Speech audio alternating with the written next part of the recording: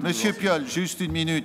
Je crois Oui, c'est une toute petite précision pour dire que on finance donc par la recherche et développement de façon indirecte le développement de ST Microélectronique, hein, que le soutien peut se justifier s'il y a des contreparties.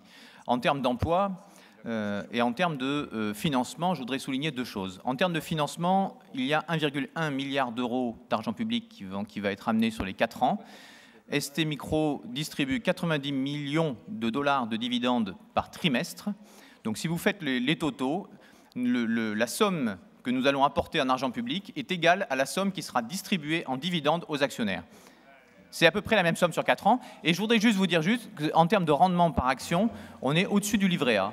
Hein, donc si vous regardez la valeur de l'action et ce que les actionnaires touchent chaque année, c'est au-dessus du livret A. C'est entre 4 et 5% par an qu'ils touchent. Deuxième point sur l'emploi.